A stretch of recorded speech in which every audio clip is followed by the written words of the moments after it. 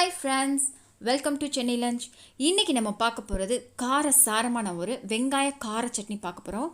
இது டேஸ்ட் அட்டகாசமாக இருக்குங்க. 2 பொருள் சேர்த்துருக்கேன். அந்த 2 பொருள் என்னென்னு இந்த வீடியோவில் நான் உங்களுக்கு டிப்ஸ் மாதிரி கொடுக்க போகிறேன். வாங்க எப்படி செய்கிறதுன்னு வீடியோக்குள்ளே போகலாம். ஸ்கிப் பண்ணாமல் இந்த வீடியோவை ஃபுல்லாக பாருங்கள். இப்போது சின்ன வெங்காயம் நான் எடுத்திருக்கேன். ஒரு கைப்பிடி அளவுக்கு தாராளமாக நீங்கள் சின்ன வெங்காயம் எடுத்துக்கோங்க.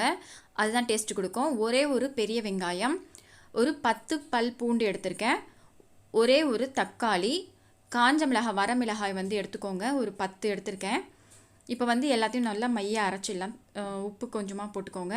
இப்போ நான் ஒரு டிப்ஸ் கொடுக்க போகிறேன்னு சொன்னேன் இல்லையா, அது குண்டு மிளகா தாங்க. அந்த குண்டு மிளகா நீங்கள் போட்டிங்கன்னா வச்சுக்கோங்க, அவ்வளோ டேஸ்ட்டு கொடுக்கும் நம்ம இந்த சின்ன கார சட்னிக்கு.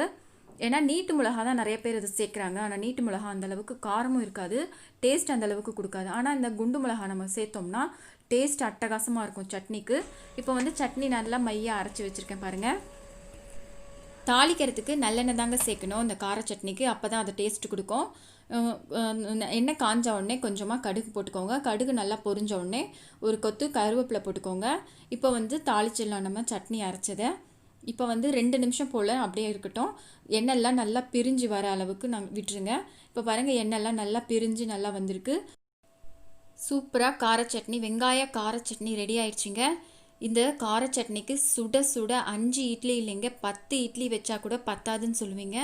இந்த சட்னி உங்களுக்கு பிடிச்சிருந்தா, இந்த வீடியோ உங்களுக்கு பிடிச்சிருந்தா லைக் பண்ணுங்கள், ஷேர் பண்ணுங்கள், சப்ஸ்கிரைப் பண்ணுங்கள். மறக்காமல் பெல் பட்டனை கிளிக் பண்ணுங்கள். அப்போ தான் நான் போடுற எல்லா வீடியோஸுமே உங்களுக்கு நோட்டிஃபிகேஷன் ஆகுங்க.